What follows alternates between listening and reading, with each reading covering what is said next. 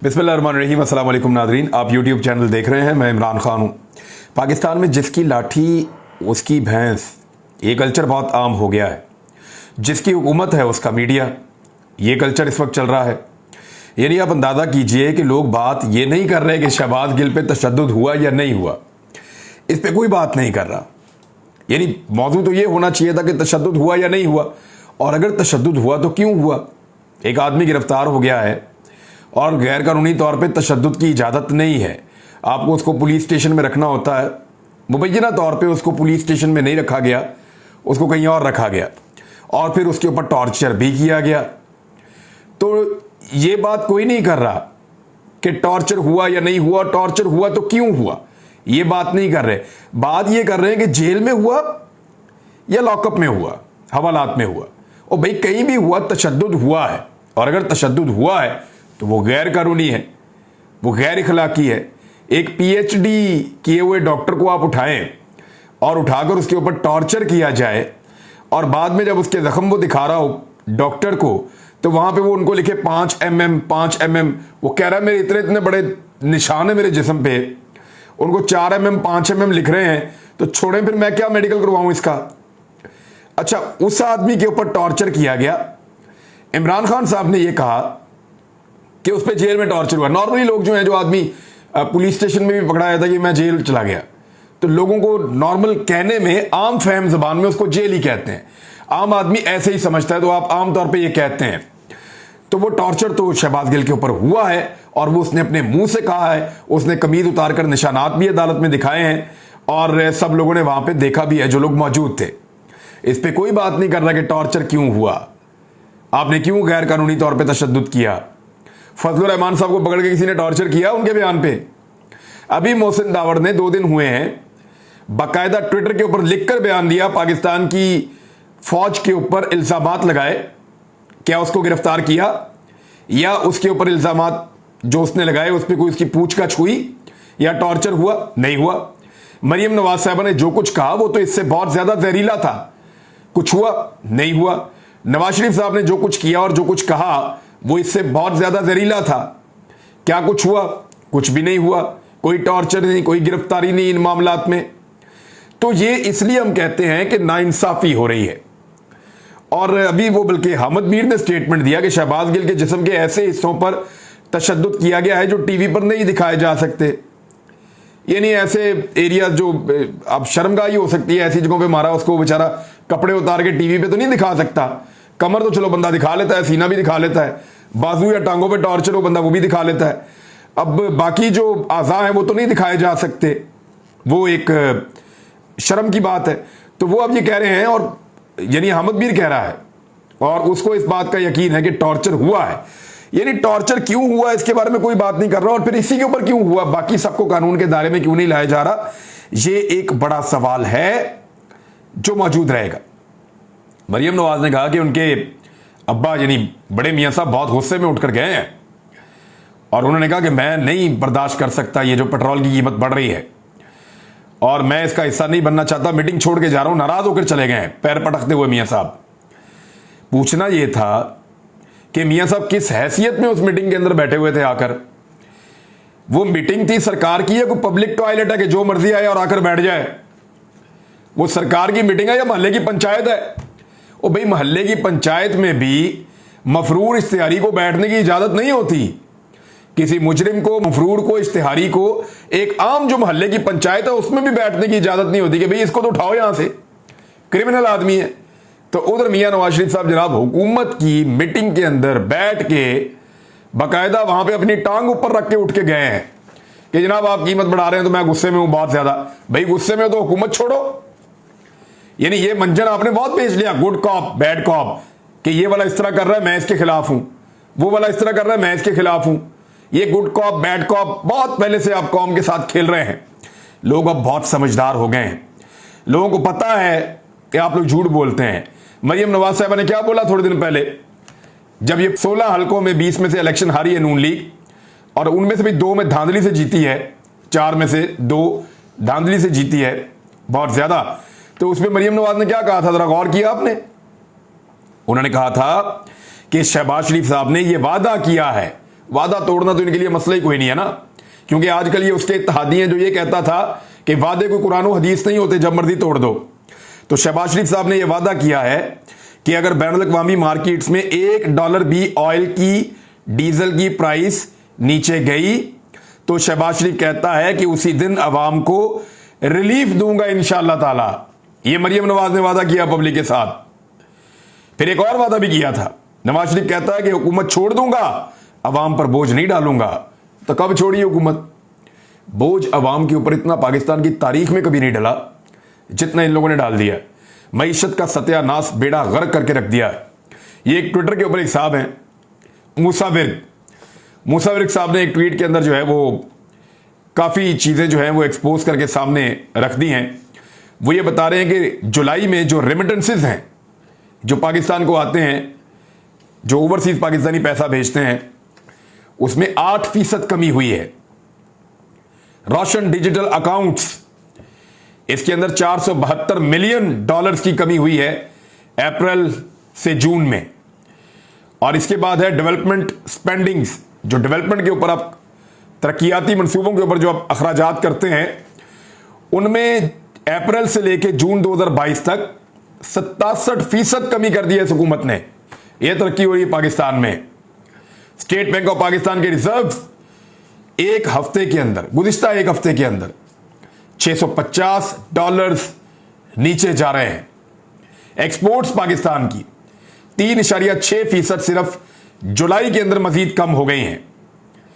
बैरूनी सतह पे दुनिया के अंदर जो अभी हालिया, मैं आपको पिछले 2 महीने की सिर्फ बात बता देता हूं कि जो पेट्रोलियम मसनूआत है उनकी कीमतों में 22% तक कमी हुई है। दुनिया में 22% तक कमी हुई है। पाकिस्तान में $100 का इजाफा कर दिया है इन्होंने। यह है इनकी गवर्नेंस। और इसके साथ जो पाकिस्तान की क्रेडिट रेटिंग्स हैं वो तमाम बैनुल-अक़वामी जो बॉडीज हैं उनके मुताबिक लगातार नीचे जा रही हैं। पहले मुस्बत थी, मुस्तहकम थी, वहां से बिल्कुल नीचे आई और अब मनफी में चली गई हैं। तो पाकिस्तान का कई गुना नुकसान इस इंपोर्टेड सरकार ने कर दिया है। और ये मजाक पता किस नौयत के करते हैं, यानी अजीबो गरीब किस्म के मजाक करते हैं पाकिस्तानी कौम के साथ भी। अब आप ये मजाक देखें शहबाज शरीफ का कि अमेरिका और चीन इख्तलाफात दूर करने में मदद देने के लिए तैयार हूं। ये वज़ीर आज़म शहबाज शरीफ, ये मुंह और मसूर की दाल, यार मैं अब क्या इसमें बोलूं, ये मिसाल दे रहा हूं मैं, मियां साहब को नहीं कह रहा। ये नहीं, पाकिस्तान ने कर्जा देना है चीन का, पाकिस्तान ने पैसे देने अमेरिका के। ना अमेरिका पाकिस्तान की बात सुनता है, ना चाइना पाकिस्तान की बात सुनता है। दोनों की आपको सुननी पड़ेगी, आपने उनके पैसे देने हैं। आप इन 2 मुल्कों की सुलह कैसे करवा सकते हैं या इनके इख्तलाफात कैसे दूर करवा सकते हैं? पहले अपने आप को उस काबिल तो बना लें। दोनों के आपके अपने घर की लड़ाइयां छुड़वाने के लिए लोग बाहर से आते हैं। इधर शरीफ खानदान के अंदर 3 अलग अलग ग्रुप बने हुए हैं, यहां सुलह नहीं करवा पा रहे और सुलह करवानी है जाके एक मुल्क के अंदर हम लोग आपस में इकट्ठे रह नहीं पा रहे। यहां के लोगों को रोजाना फैंटी, कभी इस पे टॉर्चर, कभी उस पे तशद्दुद। पाकिस्तान के अंदर आप कोई इत्तफाके राय पैदा नहीं कर पा रहे। उधर चीन और अमेरिका के इख्तलाफात दूर करेंगे, दोनों सुपर पावर्स हैं। और करेगा कौन? ये शहबाज शरीफ। अजीबोगरीबी बात करते हैं, वैसे लतीफे के ऊपर लतीफा सुनाते हैं। अब ये बड़ी बायूब बात है, बड़ी अजीब बात है। मैं इसके ऊपर ज्यादा कुछ कहना नहीं चाहता, लेकिन आप हरकत तो चेक करें, आप जनाब की ख्वाहिशात तो चेक करें। आप वज़ीर आज़म बनने के बाद अजीबोगरीब ख्वाहिशात का इजहार कर रहे हैं। अब राजा बशारत ने एक स्टेटमेंट दिया है शहबाज गिल के मामले पे, मैं वो पढ़ के आपको सुनाना चाहता हूं। उसका रीजन ये है कि राजा बशारत ने जो अल्फाज इस्तेमाल किए, मेरी नज़र में वो बड़े थोड़े से, मुझे ऐसा लगा कि ये अल्फाज के चुनाव में या उन्होंने जानबूझकर ऐसा कहा। उन्होंने ये कहा कि डीआईजी और सुपरिटेंडेंट अडियाला जेल, उनको सियासी कैदी शहबाज गिल के साथ होने वाले गैर कानूनी इक़दामात के बारे में मुजरिमाना खामोशी पर उनके ओहदों से हटा दिया गया है। मुजरिमाना खामोशी का क्या मतलब है? या तो वो ये कहें कि इन लोगों ने शहबाज गिल को ज़बरदस्ती चक्की में बंद किया था और उसके ऊपर जो भी किया गया, वहां पे उसके साथ ज्यादती की गई जेल में, शहबाज गिल के साथ जेल में जो ज्यादती हुई, वो उस ज्यादती के अंदर ये लोग मुलव्विस थे, तब हमने इनको हटा दिया। वो ये नहीं कह रहे। वो ये कह रहे हैं कि क्योंकि इनकी मुजरिमाना खामोशी थी इसलिए हमने इनको हटा दिया। मैं पढ़ के सुनाता हूं आपको। DIG and superintendent Adiala jail are being removed from their post on their criminal silence about illegal actions being done with political prisoner. ये उन्होंने बताया कि ये एक्शन किया किसने, वो कौन था जिसने ये सब कुछ किया और इनके साथ ये शहबाज गिल के साथ हरकतें की, इसके बारे में नहीं बताया। लेकिन ये बताया कि क्योंकि खामोश रहे वो लोग जिनकी वहां ड्यूटी थी और मुजरमाना खामोशी थी, इसलिए हमने उनको हटा दिया है। ये राजा बशारत साहब ने कहा है। अब जो अगली खबर है वो इंतहाई खतरनाक है और आने वाले दिनों में आपको पता चल जाएगा, क्योंकि इमरान खान साहब पे इंपोर्टेड सरकार हमेशा ये इल्जाम लगाती रही है कि इमरान खान ने आईएमएफ के साथ 2019 में एक ऐसी डील की थी जिसको 2022 में इमरान खान की हुकूमत गिराने के बाद हमें पूरा करना पड़ा। फिर गौर करें मेरी बात पे। 2019 में इमरान खान ने आईएमएफ के साथ एक ऐसी डील की थी जो इमरान खान ने 2019 में पूरी नहीं की, 2020 में पूरी नहीं की, 2021 में पूरी नहीं की, 2022 में हमें इमरान खान की हुकूमत को गिराना पड़ा और गिराने के बाद चौथे साल में हमने आईएमएफ के साथ वो डील पूरी करना शुरू की। ये इनका मौकिफ था। लेकिन इस वक्त जो डील इस इंपोर्टेड सरकार ने आईएमएफ के साथ की है, अवाम की कमर तोड़ने जा रहे हैं। ये मैं तफसीलात आपके सामने रखता हूं और ये तफसीलात जो मैं आपको बताता हूं, इसकी वजह से हमें धमकाया जाता है, इसकी वजह से हमारे ऊपर प्रेशर डाला जाता है, इसकी वजह से हमें यह कहा जाता है कि आपको नहीं छोड़ेंगे। इसी की वजह से हमें बार बार मुश्किलात बर्दाश्त करनी पड़ती हैं। इन्हीं तफसीलात की वजह से हमें चैनल्स को बंद किया जाता है, ऑफ एयर किया जाता है। लेकिन तफसीलात मैं आपको बताने जा रहा हूं, यार सुन लें आप गौर से। इन्होंने घुटने टेक दिए आईएमएफ के आगे और पाकिस्तान की तारीख की सबसे बदतरीन डील जो आईएमएफ के साथ की है वो ये इस इंपोर्टेड सरकार ने की है। कैसे की है जरा आप ये देख लें। लेटर ऑफ इंटेंट की तफसीलात जो है वो सामने आ गई हैं। ARY न्यूज ने भी इसको लिया, उन्होंने भी रिपोर्ट किया उसको, और इसमें मजमूई तौर पर 27 नुकात पर अमल दरामद की यकीन दहानी करवा दी गई है। हुकूमत ने 27 नुकात पर अमल दरामद की यकीन दहानी करवा दी है।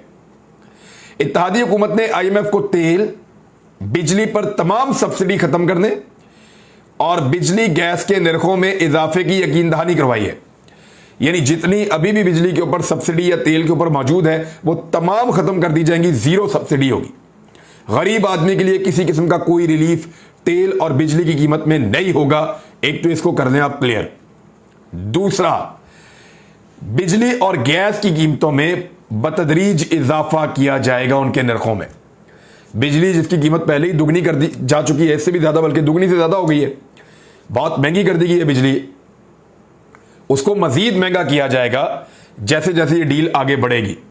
अब चाहे हुकूमत आ जाए इमरान खान की, चाहे किसी और की आ जाए, आईएमएफ की इस डील को पूरा करने के लिए जो भी हुक्मरान होगा, चाहे यही दोबारा आ जाए इलेक्शन के बाद, चाहे इनकी 1 साल हुकूमत चलती रहे, चाहे इमरान खान आ जाए इक़्तिदार के अंदर, अब जो भी आएगा उसको कीमत बढ़ानी पड़ेगी मजीद, क्योंकि आईएमएफ के साथ मुआहिदा ऐसा ही हुआ है। गैस की कीमतें जो हैं वो भी बढ़ानी पड़ेगी मजीद। पहले ही 45% बढ़ा दी हैं, तो ये दुगनी हो जाएंगी गैस की कीमतें, या इससे ज्यादा हो जाएंगी आने वाले वक्त में, हुकूमत किसी की भी हो। लेटर ऑफ इंटेंट के मुताबिक हुकूमत ने आईएमएफ को यकीन दहानी करवाई है कि पेट्रोलियम लेवी में बतदरीज इजाफा किया जाता रहेगा। जो पेट्रोलियम लेवी है जिसको इमरान खान साहब ने बिल्कुल नीचे लेके खत्म कर दिया था, उसमें बतदरीज अब इजाफा किया जाएगा और लेवी भी बढ़ाई जाएगी। पेट्रोल डीजल जब महंगा होता है तो पाकिस्तान में हर चीज महंगी होती है, तो ये भी होगा। और इसके अलावा उन्होंने कहा कि डॉलर की जो कदर है उसको कम करने के लिए हुकूमत कोई मुदाखलत नहीं करेगी। डॉलर रेट जिसको कंट्रोल करने का इन्होंने दावा किया था और यह कहा था कि हम 135 रुपए 130 रुपए पे डॉलर ले आएंगे जब हमारी हुकूमत आएगी। तो जब इन्होंने तहरीक-ए-एतमाद पेश की तो डॉलर की कीमत थी 178 रुपए एक डॉलर की, और बीच में 240 पे गई और फिर अब कहीं 210 से ऊपर है। तो इस पे आप जरा गौर करेंगे, बीच में पैसा किसने बनाया? ये जो 25-26 रुपए ऊपर नीचे हुई है, एकदम जंप करके वापस आई है 5-6 दिनों में या 1-1.5 हफ्ते के अंदर, ये सारा पैसा किसने बनाया है? इसका जवाब दिया जाना चाहिए। इसके ऊपर एक बड़ी इंक्वायरी होनी चाहिए। बहरहाल डॉलर के ऊपर भी उन्होंने कह दिया, साफ इनकार कर दिया कि जी हम इसके ऊपर कुछ नहीं करेंगे, जितने का मर्जी होता जाए इसको हम कंट्रोल करने की कोशिश नहीं करेंगे। एक और बड़ी इंपॉर्टेंट खबर यह है कि नून लीग ने पंजाब में अपोजिशन लीडर के लिए फिर हमजा शहबाज का नाम दे दिया है। यानी आप ये देखें, वो कहते हैं ना, अन्ना वंडे रेड़ियां ते मुड़ मुड़ दवे अपने आनू, कि ये खानदान अपने से बाहर किसी को बर्दाश्त ही नहीं करता। आज तक कोई इंसान ऐसा पैदा नहीं हुआ जो अपोजिशन लीडर बन सके या वजीर आला पंजाब बन सके या वजीर आजम पाकिस्तान बन सके इनके खानदान के अलावा। मजबूरन किसी को बनाना पड़ जाए तो ये बना देते हैं, अदरवाइज जब तक इनका बस चलता है ये वजीर आजम भी अपना बनाते हैं, ये वजीर आला भी अपना बनाते हैं, अपोजिशन लीडर भी अपने घर का बनाते हैं, और इनके घर के बाहर इन्होंने एक भी आदमी को इस काबिल नहीं समझा जिसे कोई इस तरह का ओहदा दिया जा सके। रूजवेल्ट होटल है एक पाकिस्तान का, और ये अमेरिका में है, और इस होटल को बेचने के लिए माजी में जब बात हुई थी, सिर्फ बात हुई थी, जब एसेट्स चेक किए जा रहे थे तो बड़ा रोला डाला था उस दौर में पीएमएलएन ने, पीपल पार्टी ने, सारी पॉलिटिकल पार्टीज ने। आज वो सारे हुकूमत में है तो उसको बेचने के लिए किसी कतरी पार्टी से रब्ता किया। तफसीलात आपको बाद में बताऊंगा। अब तक के लिए इतना ही। अपना ख्याल रखिएगा, अपने इस चैनल का भी। अल्लाह हाफिज।